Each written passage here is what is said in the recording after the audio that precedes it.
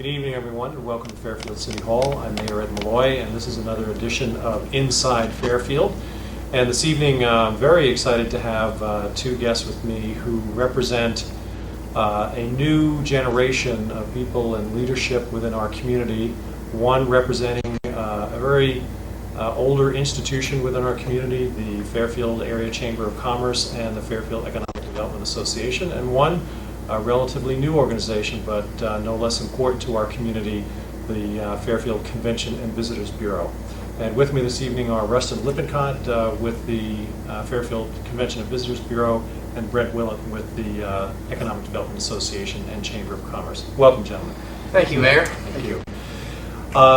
We would like to just cover, just briefly, some topics with you this evening regarding what it is that you're doing in the community and how you envision where we're going in the future. Now, if I were you and in your position, I would have been very excited to get these positions here in Fairfield, and I know you both feel that way. Absolutely. But you also both bring a degree of experience to the positions as well, and I think that is really going to serve us quite well going forward. But Preston, let's start with you. I know you've got a background in the Convention and Visitors Bureau. Tell us a little bit about yourself, where you're from. I'm originally from Fort Madison, and for the last 3 years I spent leading the tourism efforts in Nauvoo, Illinois. So when the Fairfield opportunity came, it was an opportunity to come to a community that was obviously larger, that had some different qualities that, from a tourism perspective, which I thought were attractive to a lot of people, with the arts and culture, and just the quality of life here was something that I really wanted to take advantage, not only personally but also from tourism being what I would consider the front door of a community. That this is what makes Fairfield a place for people to come visit and spend their time and ultimately their money. Right. Well, and Nauvoo probably attracted a fair amount of tourism, particularly since the new temple was built there. And what were your experiences in terms of your ability to attract people to that small a town? Because in a lot of ways, we face the same kinds of challenges, even though we are larger.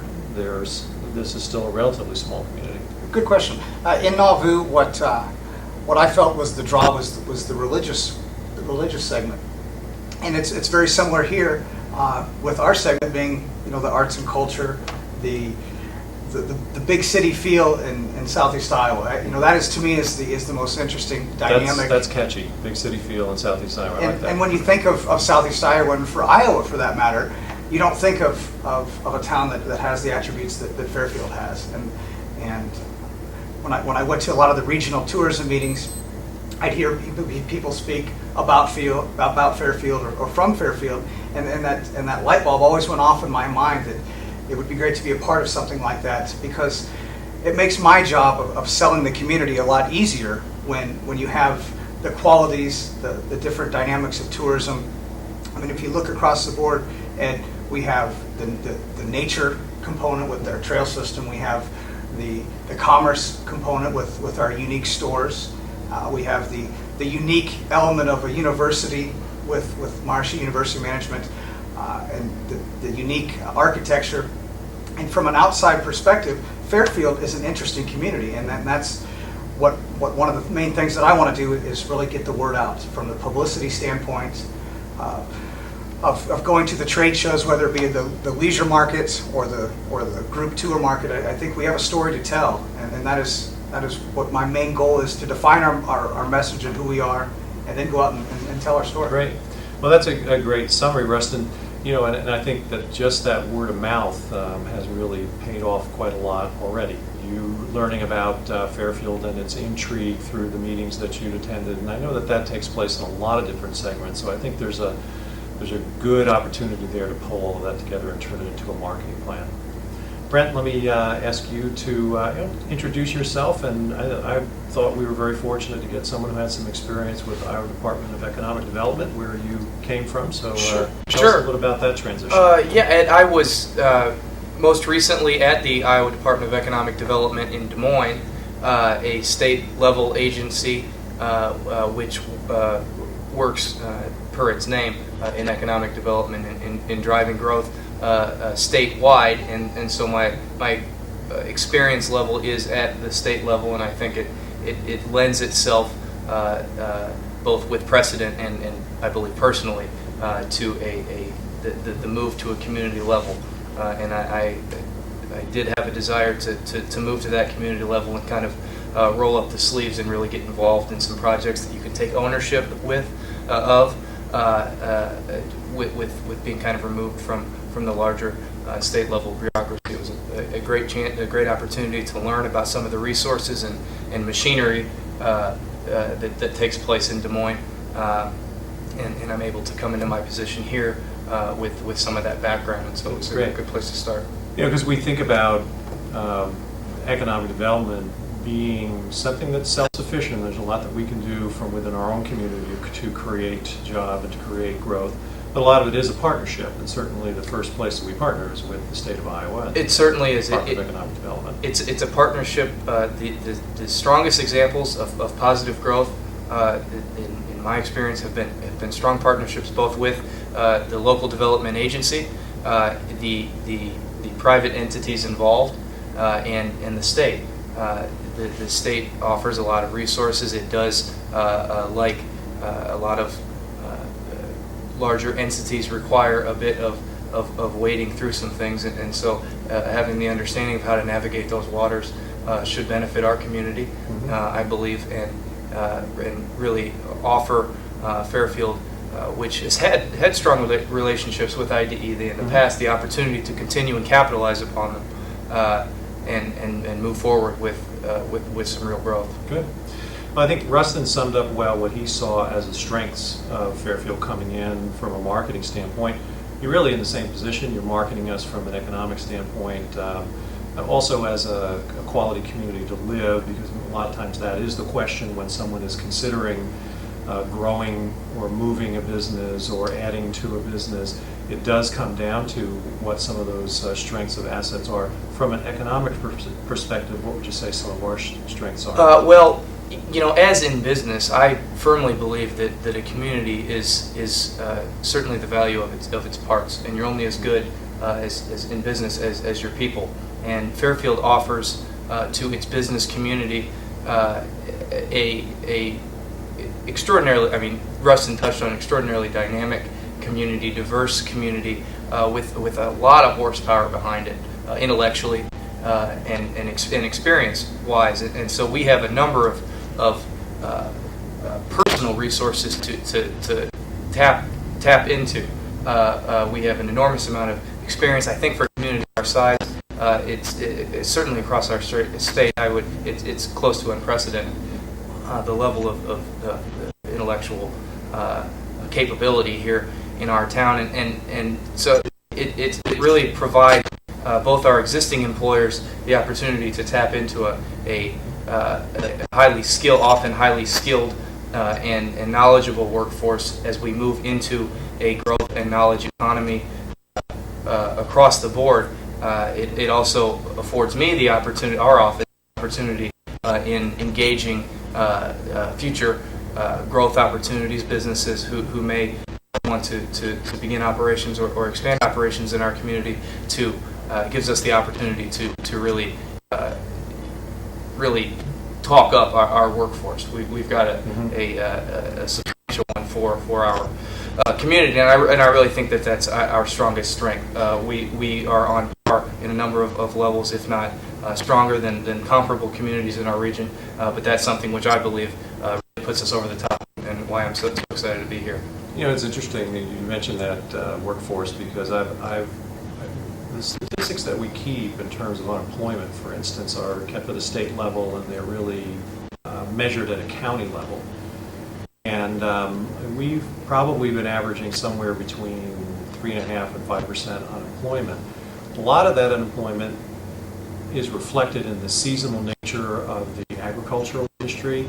I would love to see some separate statistics about Fairfield municipal boundaries to see what those unemployment rates are, because I think it doesn't seem as if there are all that many jobs available, positions available for that people who would want them. And it's Yeah, I think it really is a testimony to the nature of it certainly is this business community. And I think, Ed, that some of the numbers actually provided by the state are reflective of that sentiment. Our most recent labor shed study done by Iowa Workforce Development does reflect, as I said, that sentiment that within our city limits and boundaries, our unemployment, when calculated, you're unfortunately not able to get an unemployment number right there, but when taking a few steps back is quite lower, than our county level. Right. And we do exist in a region which has undergone some challenges in that arena, and still does. While it's a difficult position in a lot of ways, it also affords us some real resources from a state and federal level, which we certainly plan to engage in and utilize in the future. Good. Well, Ruston, attracting tourism is really all about economic development as well. That's what we felt we were investing in when we were partnered to create the Convention and Visitors Bureau. And our first Convention and Visitors Bureau board, and many of those, there are several members that are still on that. Their theme was heads and beds. It was really all about that. But from your perspective, how is it that you will approach making that kind of a contribution and a real new fundamental element to our economy through tourism? Well, to start off, I firmly believe that tourism is economic development. Absolutely. Aside from the jobs that the service sector that it provides for the Fairfield residents, there's a trickle-down effect of tourism expenditures. I like to use the multiplier 7, because that's what the state and even the national tourism people will tell you, is that the tourism dollar, it multiplies 7 times in town. There's, in addition to the heads and beds that you spoke of, and the reason that term is so often used is because that is how the bed tax, the lodging tax, sure, that's what funds our office. Sure. But there's so many other different components of tourism. In fact, the recent numbers came out with Jefferson County, and we're up 17% over a couple of years ago, and that's just the lodging tax. But we also have the transportation sector. We have the general merchandise, retail sales, food and beverage. So you think about the times when you travel as a person, or we all travel, the different activities that we do in addition to just spending the night in one of our hotels. And I know that's often the term that everyone uses, because that's the one you can really measure. Yeah, and I say that because there is absolutely more to it. So sure. Yeah. And that's one thing is that I really try to do, is to get the word out and to educate on the value and the benefits of tourism, because there's so many. A good example is really what we had this past weekend, which was the Dodge Power Wagon Rally. They're in their 20th year. And what's interesting about that group of people who come, they are repeat customers. They are back. I ran into a couple of gentlemen at a restaurant in town 2 nights before the event, so they are actually in for the entire week before the event, and there's a good percentage of people that come are in for that period of time. And one had been to 4 of them, and one had been to 8. So we do have repeat customers. And all these different events that we are trying to really establish and grow here have that potential also. We do, and I think how the people and the residents of Fairfield can really help in that process is it creates the experience. When the people came for the power wagons you just spoke of, they weren't in their own bubble. I mean, they were out on the square. They were staying in the local hotels, eating in our restaurants, and we all put our hands into that, creating the experience that has afforded the power wagons the chance to come back for 20 years, and they're still coming in the hundreds.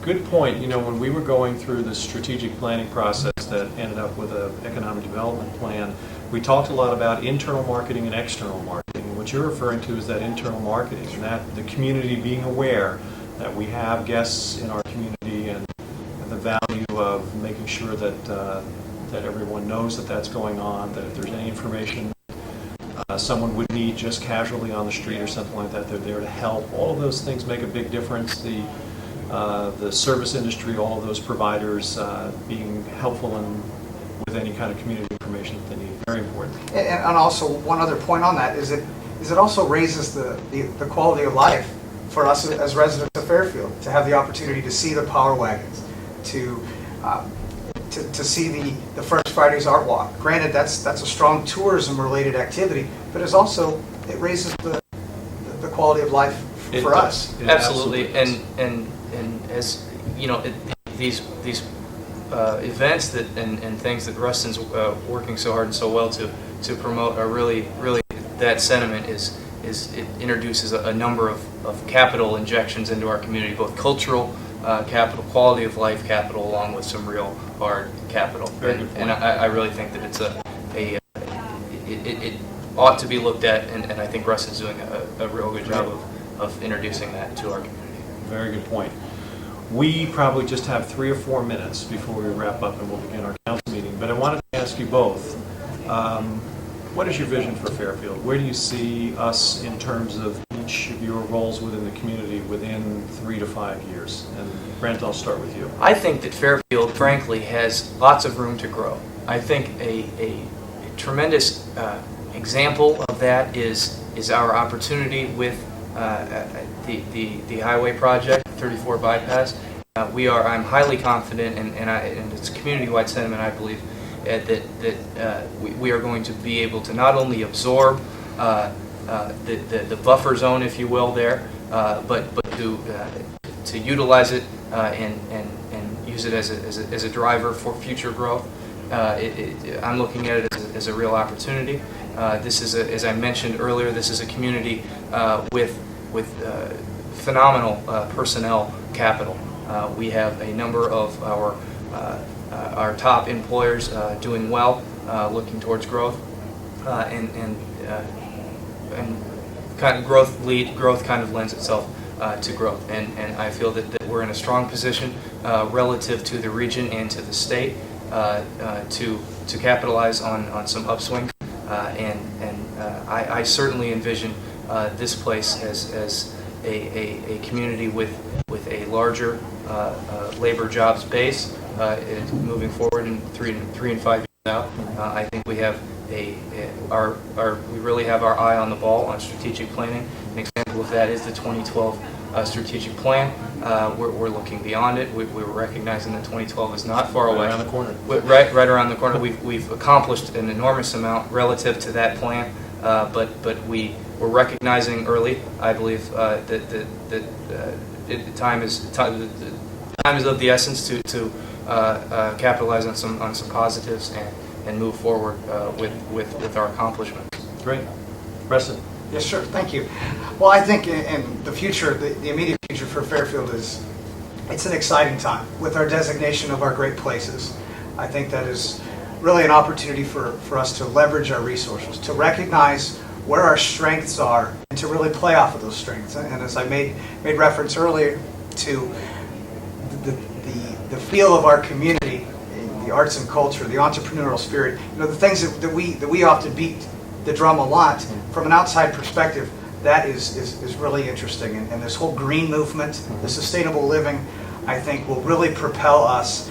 And I think if all of our supporting services can raise with tourism, with the activities that come in, the supporting services, restaurants, lodging, we as a community can raise the bar a little bit. I think that we're going to see the more value of tourism. Great. Well, gentlemen, thank you for sharing your vision, but mostly thank you for your enthusiasm about our community, because that's something that we really can't take for granted, particularly when someone comes in new, and you guys have really hit the ground running, and we really appreciate your dedication to what you do. And I wish we had more time. I know there's a lot more to talk about, so we will have you back and we'll do this again. Thank you, Ed. Thank you, Ed. Thank you all very much for joining us this evening, and we will follow with our Fairfield City Council meeting. Again, this is Inside Fairfield from Fairfield City Hall. Mayor